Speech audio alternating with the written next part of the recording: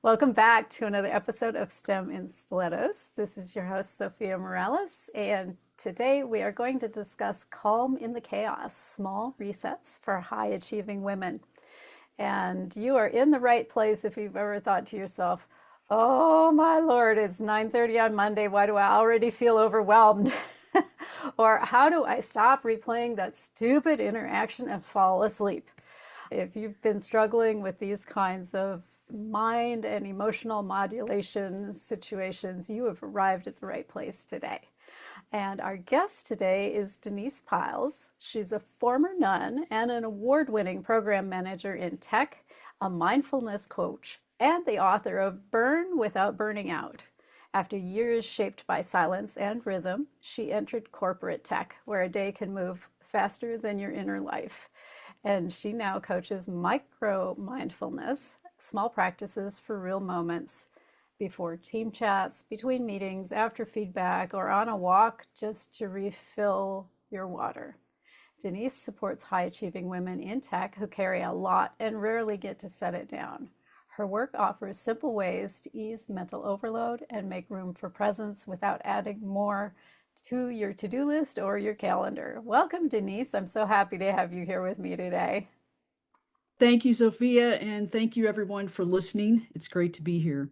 Excellent. So I have to ask, because you don't think of like corporate and convent and calm all in the same sentence. On earth did this unfold?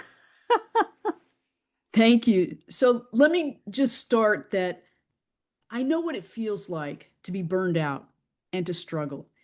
I knew that when I was a nun, and I know that when I'm in corporate. You don't think of that occurring as a nun, right? It's supposed to be this peaceful, blissful, kind of connected to God experience. So tell me more about that. So I was a nun for 8 years. I entered a religious life of a community of sisters that were global, and I wanted to do mission work and started in the United States. And part of that rhythm was a rhythm of silence and reflection and prayer and learning about mindfulness, and a wonderful experience. I left the convent due to an illness. I had chronic endometriosis and I had 6 surgeries in 6 years of that time as a nun. So, that sense of, I basically had to get off the train and not go to mission work, but so I had to pivot and just I left. And so then when I pivoted, I wanted to work in corporate. And it took a while, but I got hired. And then when I was working in corporate, I kept going back to experiences that I learned as a nun. I thought, wow, corporate's a much faster pace. It goes at the speed 3 times the pace of life.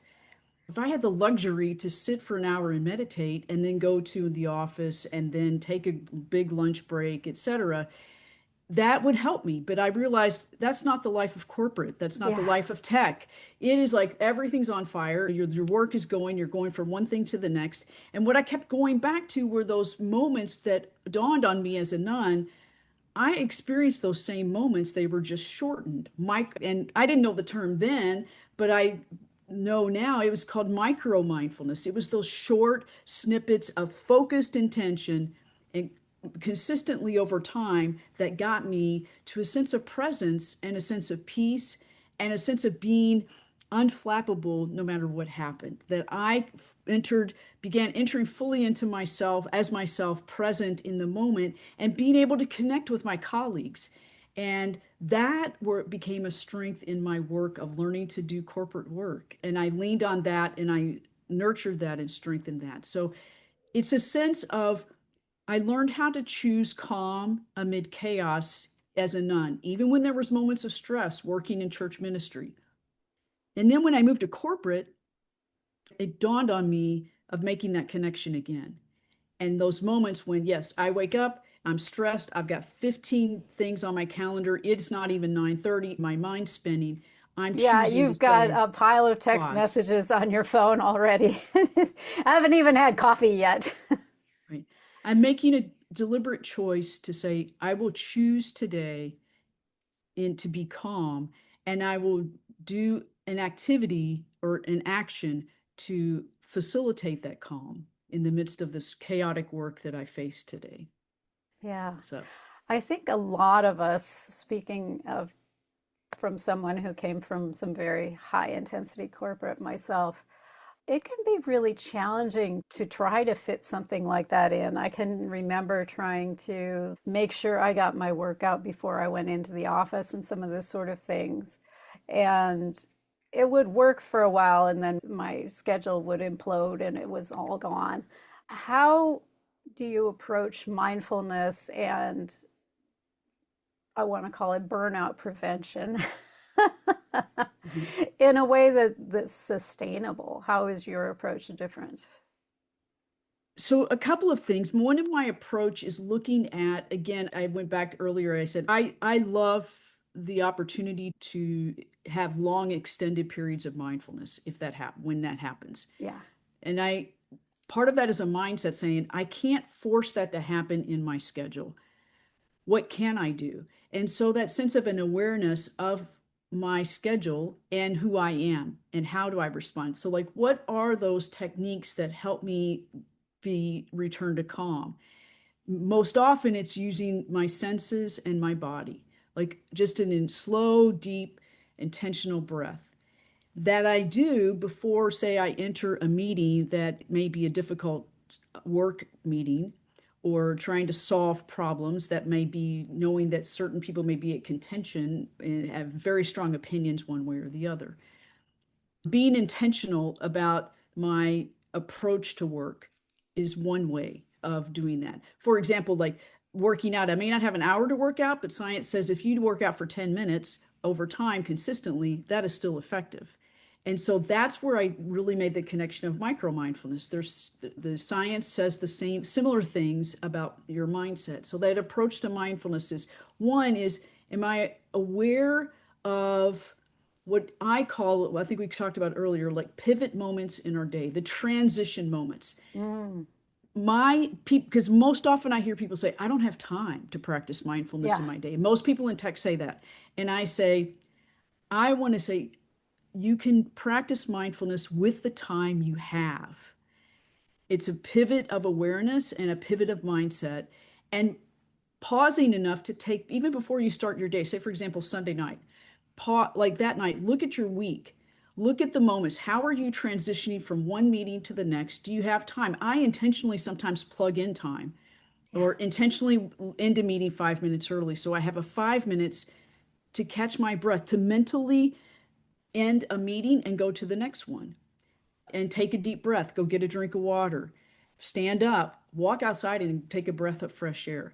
All of those things take less than a couple of minutes, or even you can make it 30 seconds and it can happen.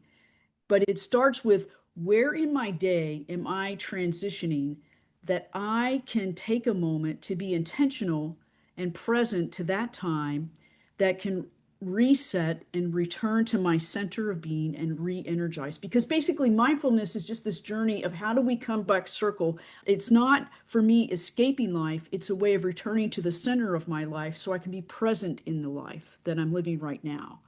And so Mm, how do I keep returning to that all during the day? And so if a lot of people in tech may say, well, I don't know where to start, I don't know what to do. And I'm saying, just pick one thing. And one thing can be as simple as our breath, just an mm. intentional, slow, deep breath. We don't need an app. We don't need a tool. We don't need to go set up a floor mat or anything. We can sit in our chair. We can stand. We can wait in line. But it's that slow, intentional breath to bring me back to center to be present. So, Yeah, I like that because you can plug that in anywhere. You can plug that in when you first wake up, before you reach mhm, for the phone or any of that. You can just be present and have that breath and appreciate how that feels through your body. And mhm, then you can get up and get ready and do your thing. And you can do the same thing before you leave the house, right? You're right. ready to go. Let's just be really present with our breath before we open the door and go out. And what's that added to your schedule?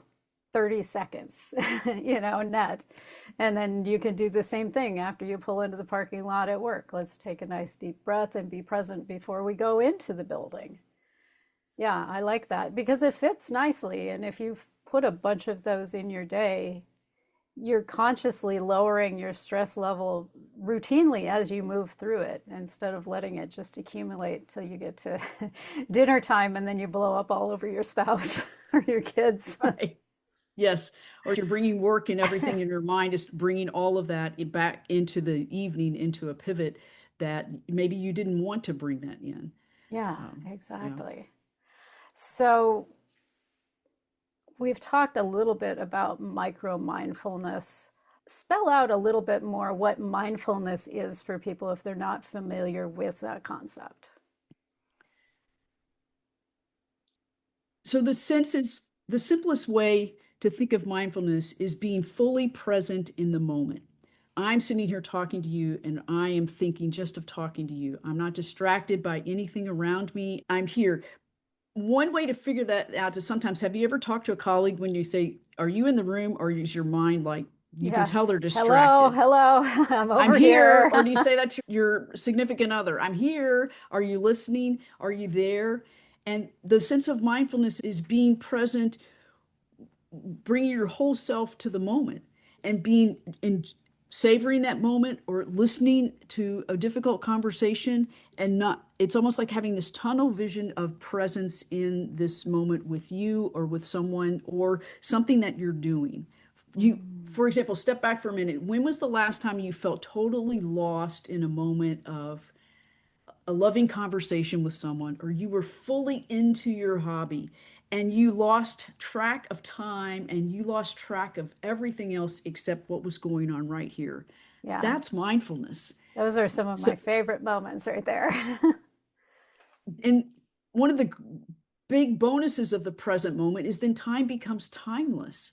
You get lost and you were so there, you forget that I just spent 10 minutes or 2 hours doing something I loved, such as knitting or cooking, or and just being lost in that moment. So that to me is mindfulness, is being fully present with your whole self, your mind, your body, your spirit, your senses, and paying attention to what is before you in that moment, engaging in that moment. That to me is mindfulness. And that can last as long as 10 seconds, or it can be as long as an hour of people who practice meditation. But to me, no matter if it lasts 5 seconds or an hour, it's still mindfulness. It's still when you are lost in that moment and you catch a glimpse of something that is very empowering and full of life and joy. And then the moment's gone and you say, wow, what just happened? I like that the mindfulness doesn't have to be a long time, right? Because it is something that can then easily fit into a day. You can really be present with a coworker who's sharing something vulnerable with you, or you can literally stop and smell the roses on the way into the building, right? You can just Mhm. take that moment and really appreciate the beauty that's around you and then keep right on going. That's right. That's right. What's important too is when you take a moment to reflect on, how do I practice mindfulness, or how do I do this? First of all, just think about things that you enjoy doing or that you lean towards with your senses. Like, for example, like I know I love to listen to music. I'm a musician, so I pay attention to sound and I lean into that. And so when I need a moment to sometimes really practice mindfulness, I take a moment and listen to something that's very calming of music and just to sit there. Or people use their hands, the sense of walking or touching something that could help you be present to that moment, or a sense of smell. Like I love walking in the forest, and which is very close to where I live, and just to breathe in the scent of pine. I know I'm fully there. So, one, first of all, where do you lean towards in your senses? What you like to do? Do you like to write? Do you draw? Do you doodle? Do you Yeah. paint? Do you knit? Do you read? That do you have something that you could read in between, maybe 5 minutes? I want to read a paragraph or poetry. Like the other thing, I love poetry. And Ah, poetry is a wonderful way to return, reset, be present, calm myself, have this moment of insight, and then to pivot again to say, okay, let's have this meeting about engineering requirements. Yeah. Well, Um, and I love that you mentioned reading because it's one of my favorite ways to derail my looping train, if you will, right? I get down to the end of the day. I'm one of these people that I will replay that weird social thing that happened like a million times, trying to figure out, did I not express myself clearly? Did I not leave enough space for this person? What's going on with this person that this strange thing happened? And I will just ruminate for hours on that kind of thing. And so I find reading, not like business reading, but like a really good novel, helps me to stop that train in its tracks. And then I can go to sleep without yeah. fussing over that all night. So we are up on our next break already. And I think what I would like to offer to you, dear listener, is grab your pen, grab your piece of paper, and spend some time on that question that she just asked. What is your trigger? What's the thing that invites you into the present moment? Is it a smell? Is it music? Is it hugging your children? Is it taking a nice deep breath and feeling in your body? Is it time with nature? What are the things that kind of trigger for you? And you'll probably have more than one, and some will be more transportable than others. So make a quick list of that and hang with us. We'll be right back from the break. Oh, shout aloud, the world here. Tech is ours and we show no fear. No fear. Feel no fear. No fear. Thanks for hanging in with us through the break. This is Zofia Morales. I am back with the amazing and wonderful Denise Pyles. And we spent a little time thinking about what are the things that draw us into mindfulness, because we're all wired a little bit differently. And now we've got our list.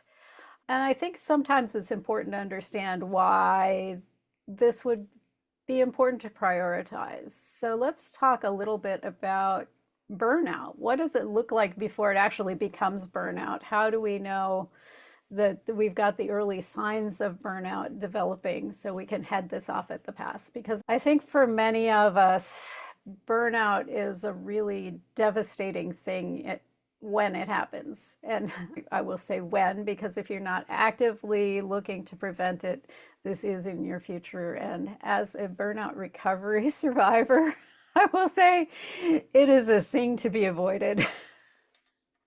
So give us some of the early signs. What are the warning signs we're on the wrong track? That's a great question. And first of all, I have a confession is that I was burned out months before I was able to name it. That Yeah. has happened in my life, and sometimes that signals to me as well. What I learned as a nun, one of the things of having a chronic illness with endometriosis is that the body will give you signals early on. And I, for a long time, ignored them. Yeah. And Yeah, me until it too. became I will so, I will deal with this when I have more energy. yeah, No. right. So the sense of being paying attention, I have learned too, as a recovering perfectionist and as a recovering person from burnout, to really pay attention when my body is giving me signals. Yes. Maybe I don't have enough rest. There's this sense of I'm tired and I think I'm not that present. Am I Yeah. fatigued? Did I get enough sleep last night or not? Then that sense that fatigue becomes more than one day, more than one week. Exactly. I, It's a I week, get I get these moments where it's like I'm so exhausted, but I can't like power down. right? Tired It, and wired, I think they call it. right. Yeah. It's an exhaustion too that you feel depleted. Mhm. That's one of the things. The other thing, the other signal is the sense that like you work really hard all week, you're great, you go into the weekend, and then on Sunday night you have this pit in your stomach. Mm. And then that's another signal. And this sense of dread going into the work the next day. Now, it could be one or two things. One, are you in the right job? And Yes. and so it might be a signal to say, I need to pivot to another position. Sometimes we say, oh, I just keep plowing through it, and then it leads to burnout. Like I'm just total, but it may have been another signal that says, maybe this work, I need to think about doing something differently. So that's another one. The other thing is that, again, the signals when you feel happy about something, it's like, I'm there, but I'm not fully there. It's like, it's okay. And where your normally emotions will be, yeah, this is so much fun. So if Yeah, you know a let's shift go out in, and get them. Yeah. it's a shift in your energy. That's one of the signals that I experienced at burnout. And Yeah, things that you used to get jazzed up for are just kind of eh. And then for me, another one that's also really strong is there's a couple more. One is like, no, the body's giving you signals. And then over time, if you're not paying attention, then it's like you got this chronic tightness in your shoulder. You got Mhm. the stiffness in your neck, your jaw's tight from clenched. I mean, things that the body keeps sending those signals even stronger. And are we paying attention? Are we saying, what do I need to slow down? Or I write too much? Do I need to do something different? As, like, those are other signals. And the last thing for me that was a key indicator that I'm burning out was that I lost my sense of curiosity Oh, because I'm an extrovert. I love like to me presence, my experience with my higher power is always leaving clues, and that sense of curiosity about life and wonder and the amazing thing that just being in ordinary stuff of living becomes extraordinary. When that goes away, I think, okay, now it's like I have got to pay attention because this is not good. So, again, how do we know ourselves and what are those signals telling us? And for me, curiosity is a major clue for me that I'm in the midst of burning out. And yeah. And I think that it's not at all uncommon to not notice as these things kind of start to erode and fall away, right? Because life is so busy and we have so many responsibilities that we juggle as women, especially professional women in high pressure technical environments. It's very easy to get distracted by all of the noise and the intensity of what's going on. And it's easy to not realize that you haven't been curious about things, that you didn't notice the seasons changing around you, and you can kind of be blindsided by this. mhm. So, what if we are recognizing some of ourselves in what you just listed? What should we be doing? What should we be thinking about besides maybe a nice long break in Tahiti? That's good. One is, first of all, I want to recognize that as women working, women parenting, we are incredibly brilliant, smart women that work really hard. And we are so used to holding things and juggling so much and helping everyone else.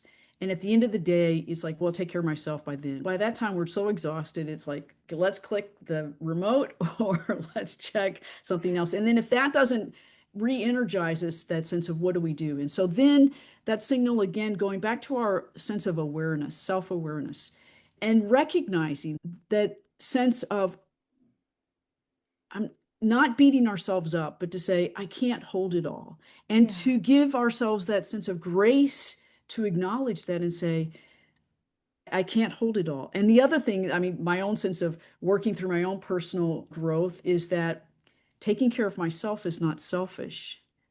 And Yes. prioritizing my self-care is part of that journey. It's a both and situation. I'm helping everyone else and I'm caring for myself. Yeah, and I know Acknowledge that. one trap that I tend to fall into, and I you might be able to relate to this as a recovering perfectionist as well. This idea that if I don't hold all the shit together, it's just going to blow into pieces and end up on the side of the road. And some of that is not giving the people around me enough credit and responsibility for what's going on in their own lives. Because Mhm, sometimes the best thing you can do for someone is to say, I hear that you're struggling and I know you've got this, and mhm, not step in to fix it for them. mhm. Yeah, that is a great recognition and affirmation of allowing ourselves to hold our vulnerability with each other including ourselves. And I know I'm very good at saying to someone to be very compassionate and empathic. And I'm also aware that being a recovering perfectionist, my self-talk I have to work on, to sense that how I talk to myself internally is that just that compassionate and empathic and loving, other than beating myself up because I can't hold it all. So Right. that's really good. Yeah, right there. And the sense of that, I call it like we give each other grace. Also, Brene Brown talks about that too. It's like Yes. just to give people grace and ourselves as well.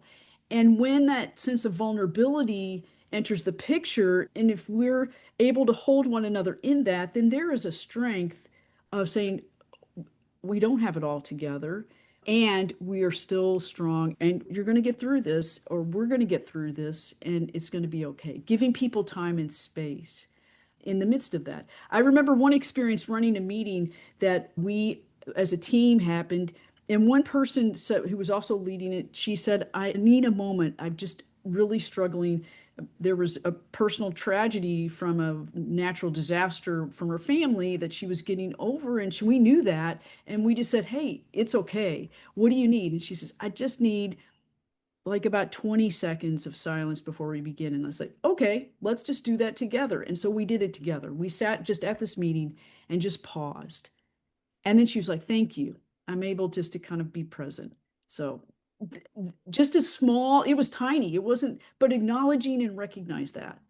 And again, knowing yourself and knowing that if you trust your colleagues, that there's an establishment of trust that among this team that I was on, that we were able to allow to empower that to happen. Yeah. So it's sort of like, how do we treat ourselves in the midst of vulnerability?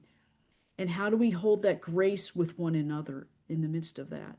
Is one way to kind of like walk through that burnout, that journey. And then the other thing is know our self-aware, know what we need to nurture ourselves. Yeah. And She it's knew more what she needed to ask for, right? And so that's right. an important first step. Or to say, I need to take a walk. I need to take some vacation. Or today, I need to make sure that I set my timer on my phone, or a timer that after every meeting, I'm going to take 2 minutes to get up and stretch or breathe, or that I am just so burned out so that I need to step away and take care of myself and recenter, return, and then go Yeah. back. Well, and one of the things that I've discovered is I try sometimes to hold too much stuff in my head, to hold this awareness. I need to wrap the meeting early, or I need to whatever to get myself these transition moments. And you can't be present while that timer is running in your head. So I like to use my phone for that. It's like, okay, this meeting's got 57 minutes because I need the extra 3 before the next one. So I'm going to set a timer that's a few minutes before that point so that I'm reminded that we need to wrap. That's really And good. and that allows me to turn that mental timer off, which allows me to be more present. And that mental timer is really stressful, I have to say. Yes. That is that. And I think that's in my experience as a recovering perfectionist, that's my perfectionistic tendency. It's that sense of urgency that doesn't need to be there. I mean, Yeah. there's a time constraints of a meeting, but my mental urgency, this is, I've got to get this right. I got to get this all in. I got on and on. And then you get ramped up. And for me, it's a hot mess Yeah. after. And I set this impossible standard a lot of times that no one other than me is even remotely expecting. Right? Yeah. So I've kind of learned that done beats perfect, and good enough is Is literally good. good enough. Right. Yes. Good is good enough. Yeah. Exactly. One thing you So, mentioned, if I yeah, can add to it, sure. a racing mind is also another, to me, generates a high stress in your day that can lead to burnout. One Hmm. way that I use is also a mindfulness practice. I call it one sentence journaling. Well, most of my day it becomes one bullet at a time. But it's when my mind is racing, I have a notebook open with me all the time, and I either write it down so then it's out of my head and say, now I can forget it. It's Yeah, written down. Or in my phone, I have a recording the app, voice app. Yeah. and I just say, talk out exactly what's in my head and say, I'll get to it later. And Yeah, that that's one of my moment, favorites. I call it the brain dump, right? exactly, but it's an Yeah. intentional brain dump. And that is a mindfulness moment because you were taking this racing mind that's generating all this energy, you get it out of your head onto something tangible, the senses, writing it down, speaking it, and then take a deep breath. Your body, almost your nervous system goes, oh, Okay, thank you. good. It's out of my head, you Exactly. know? We've got it where it won't be forgotten and we're cool now. Yep. So those are some ways to man mindfulness practice. The other thing that I just thought of is too is that a period in my life, like at work, I was so stressed and worried about what was going to happen. And mentally, I said to my, and my self-talk was really high and ramped up. And I just mentally imagined that night when I turned my laptop off, I said, I'm turning off my inner critic. And I used my hands like I was putting the laptop down. I'm Closing it turning down. off my Yeah. inner critic. You help me get through this day. I don't need you tonight. I'll get back to you when I need you. And so it I was that sense of love that. mentally closing that laptop. And then I really was able to let that worry go and really be present with my family. But it was that moment of intention and almost like with my hands gesturing that, and because my self-talk was, and Yeah. perfectionist was helping me manage that stress. But I thought, and I was exhausted. And I thought, oh, I don't need this tonight. And so I thought, okay, Yeah. did the self-talk to myself. And I said, I don't need you now. I will get back to you when I need you. Yeah. And I the love that. self-talk quieted down and that sense of returning back to center. And then Well, that and I pivot. love that you used a physical motion with it as well, Mhm. because your body doesn't respond to thoughts the way that your mind responds to thoughts. And so that physical closing lets the body know that, okay, I can stand down now too. Yeah. That's so important because we are embodied human beings. Our senses, we still, no matter we have got AI, we've got virtual everything, but we still live and breathe and move and have our being in a body. And that is our tool. To me, that's the primary tool for mindfulness. That's way, and like you said, to connect our mind, our spirit, our soul, the root of who we are, that we are so that there's a sense of wholeness within us that we feel, and that's to me the best part of being Yeah. human, you I know. love that. I love that. So we are up on our second break already. And I would like to invite you, dear listener, grab your pen, grab your piece of paper. If you haven't been taking notes as you've been going through this, now is your moment to spend a couple of minutes with some of the concepts and ideas that have been put out there around, you know, am I showing signs that perhaps I need to make some little shifts in my life? What are some of the approaches that have been mentioned that kind of interest you or resonate with you? Spend a few minutes capturing that and hang with us. We'll be right back from the break. Oh, shout aloud, the wolf here. Tech is ours and we show no fear. No fear. Feel no fear. No fear. Thanks for hanging in with us through the break. This is Zofia Morales. I'm back with the amazing and wonderful Denise Pyles. So, over the break, we asked you to spend a little time, collect the thoughts, the things that arrived for you around where you're at in your stress management journey, where you are on the road to burnout, or maybe not on the road to burnout, hopefully, and some things that are attractive to you that you might be considering implementing in your life. So, do we have to completely overhaul our lives to do this or what? That's a great question, and most people think that it's like, okay, I'm going to create like New Year's resolution, I'm going to do all these things, or there's a major pivot in our lives, we're changing jobs, or kids leave the house or something, whatever, and think, okay, Yeah. we're going to do all these things. And even when we think about mindfulness and you've made your list, and you might be thinking, oh, how can I put all of those things in my calendar and do all of this? And what I want to say is no. That sense, first of all, that sense of your list is a great step in your own self-awareness, and to Yeah. continue to make lists like that. What gets people in trouble all the time is thinking they have to do that and schedule it all in, and then you become more stressed or you're Do overwhelmed. You think, everything on the list what just tomorrow. Yes. happened? So then I'm saying it's all about finding that one tiny anchor that you resonate with, that works for you. It doesn't have to work for anybody else. And if you think this is, I do the weirdest things, it's okay. It's finding what works for you and to choose one, not 10, not even five, but just one. And say, for example, if that is to say, for example, find an anchor, like you do work in an office and you go from, say, one office room to a meeting room or one building to the next. The thing might be, I'm going to do one thing. When I pass a doorway threshold into the meeting room or into a building or going to the restroom or going into my office, that I will take one intentional pause, that I'll pause and just take a nice deep breath and say to myself mentally, I am here, meaning wherever that threshold you cross to, just once during the day. And then to build the next day, maybe in the evening to say, how was that? Or how did that feel? Did it work?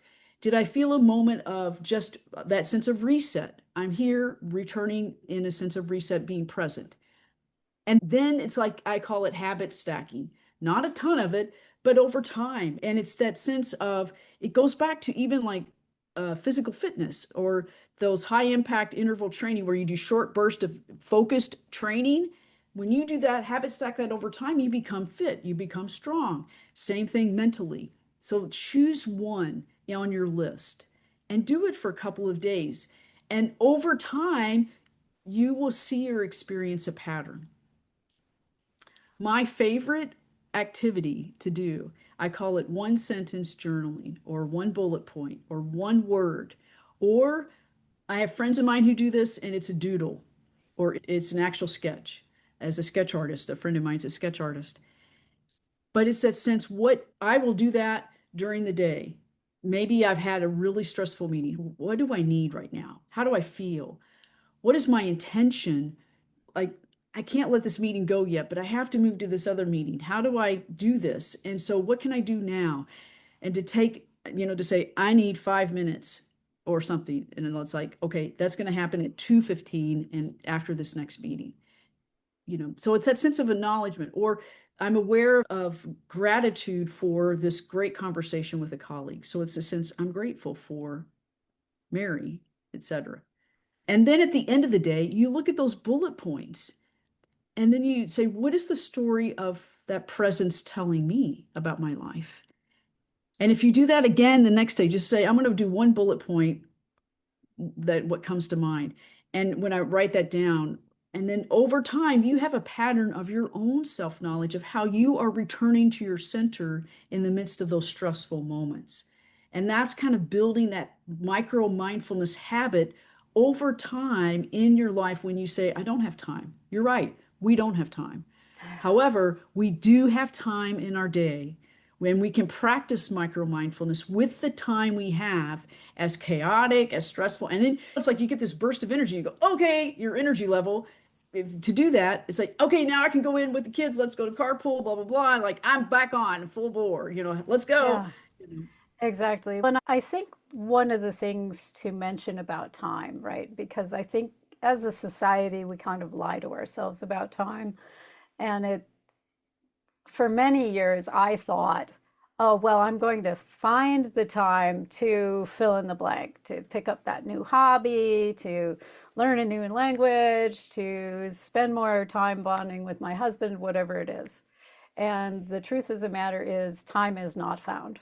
Time is made. Yeah, right. I'm going to make the time. Absolutely.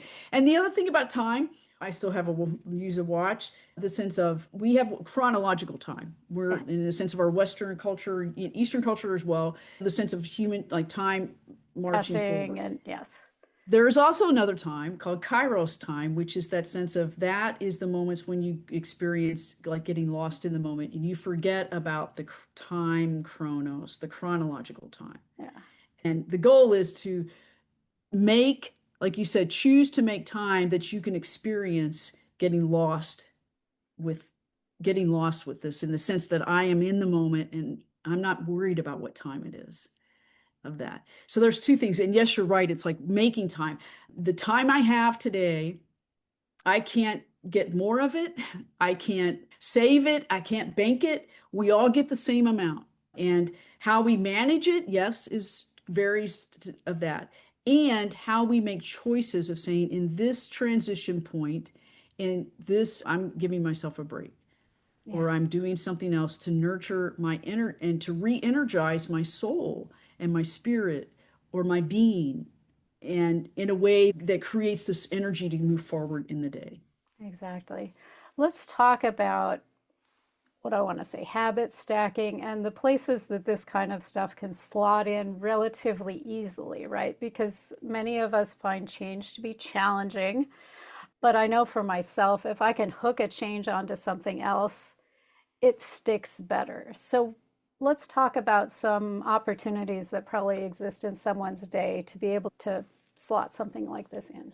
Sure, it can happen. There's a couple, is one is to do a self audit on your day yourself. Like when you get up, what do you do? How do you get dressed? Do you work out? Those moments, and how do you pivot and transition to work? And then what happens when you take a break, when you go have lunch? Do you commute? Do you ride a bus? Or do you work from home and go from one place in your house to the next space that says your workspace? How do you transition to pick up kids or take kids to school or take kids to activities? So really take a moment to really think about all of that happens in your day. When you take a break at work, do you go get coffee? Do you go down the hall to get water? Those are all things. And so then what's your habit of going to get coffee like as in the morning? I'm not a coffee drinker, but I drink tea. So then when I drink tea, I have to boil the water and I take a moment just to look outside. So it's like I'm habit stacking to say, when I boil water, I'm going to take this pause and look, wherever we live, I look out over the Olympic Mountains and just gaze upon beauty and just soak in a moment of gratitude of that. So it's like self-knowledge of all of the pivot times of and habits that you ordinarily do. Brush my teeth. Okay. Or since I get ready. The other one that I love doing is in the morning when my alarm goes off and I hit the snooze on the phone, but I don't pick up the phone. And then I place one hand on my heart and one hand on my diaphragm, and I'm laying on my back, and I take in an intentional deep breath to feel that and release that and say, I am here alive. And then my next breath is thank you. And then I get up. Yeah. So that's like a centering moment of gratitude for me, that then I'm up and going. Or I love making that tea. I love that it was the snooze, right? Because if you dismiss it, you might actually drift back to sleep. That's right. That's right.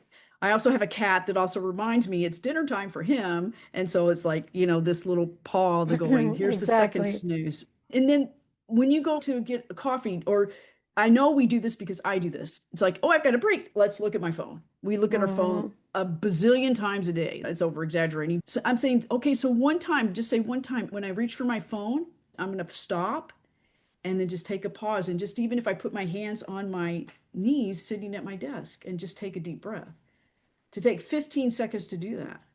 And then say, okay, then I'll take the bathroom break or whatever. Yeah. That's another one. And I love the swap out, right? Because the phone is like this ongoing dopamine hit that like accelerates the energy. Whereas if you go, okay, I'm going to actually sit with myself in my body, that's the step down. Right. Yeah. That's the pivot. And that sense then helps you recenter and recharge and then be present. So think of mindfulness as just a return. It's a return to the present moment. And it's the sense of, and you've got this, you can do it, and you've got the capabilities to do it in your day, even if your day is high tech, high speed, high stress, on all the time. And then it's like, yeah, it's that step down, I'm taking a break, and then moving. There's a great story. I think it was a Buddhist story I heard one time, that this monk was being chased by a lion. It's like, oh my gosh, I'm frantic and stuff. Then jumps over a bridge and keeps walking, and then finally jumps off a cliff and hangs onto this branch and just really stressed, and the lion's still coming for him. And then he looks over and sees this strawberry and he picks it and goes, refreshing. And in that moment, he had a break from all the stress to be present to the nature in front of him. And that story stays with me. And I think if I'm high stress at work, we're go, go, go. And then it's like, oh, I'm just hanging on to the day. And I thought, where's the strawberry? Yeah, where's my strawberry? That's the, and then it's like, okay, I can do it. And But there's again, usually a strawberry around if you take the pause and you look. right, that's Yeah. right. So part of mindfulness is two things, self-awareness and then acting upon that intention. So it's that being stopping, pausing, being aware, and then being intentional, and then to get to be present. Now, sometimes we can still leave. Like, I also want to say too, it doesn't work perfectly every time. It's one of those things that it's like, oh, I'm still stressed, I'm still exhausted. And then I say to myself, but am grateful I just took this moment to catch my breath. And then I go do it again. And then over time, like a couple more, it's like, oh, that was helpful. Or maybe not. It wasn't, but I'm glad I took the time to take a moment. Yeah. Uh, Well, and I think the thing I want to throw in there, having worked with my stress a lot over the years and learning to be more gracious with myself and to give myself more space, is some things are just more effective for me than others. mhm, And just because one thing wasn't so awesome doesn't mean I shouldn't try something else on the list. Because mhm. sometimes the next thing on the list is the thing that's like, oh, yeah, that's a strawberry for sure. Right. Yeah. So anyway, my point is for people listening is really think about choosing one thing. Just make, if you've got lots of notes, great. Or even if you don't have any notes and say, where do I start or something, just choose one. And it's just something that pay attention to your habits, what you already do. And again, can I take that moment? And for me, it's as simple as a slow, intentional breath. One of the great practices, I was a musician as a choir director, we just take as a collective group, we'd all take the nice deep breath and sigh Hmm. out loud. And I looked it up scientifically. When you do that, your brain basically aligns and your spine kind of align those nerves or whatever. And it's like this kind of mental reset of your Yeah. body Well, and happening. it's a physical reset as well, over here, Yeah. biochemist. Because when you take that real big diaphragmatic breath and then you let it out like that without force, you're actually telling your nervous system it's okay. You can stand That's right. down. That's right. When we're at high stress mode, burnout puts us in that high stress mode. It's that fear from like tigers chasing us from our ancestors. And like you said, mindfulness and those exercises say it's okay, it's stress, you're safe, you can, like you said, stand down. Again, that's another Yeah, image within myself. So, exactly.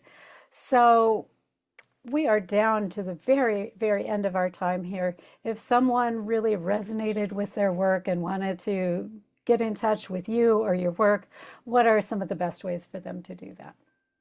so you can reach me at my website, denisepyles.com. And there you can sign up and you can get a free burnout recovery toolkit. And I have 50 practices and some other things to remember about mindfulness and practices that you can do and you can implement one of those in your day.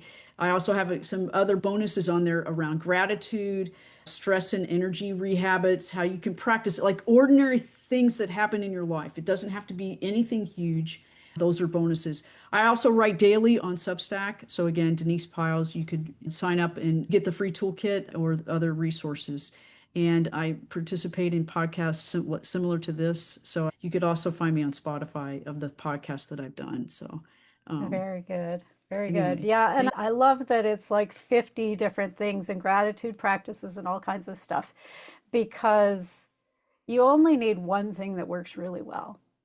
that's right. And so if you've got a choice of 50, pick one that you want to start with, see how it goes.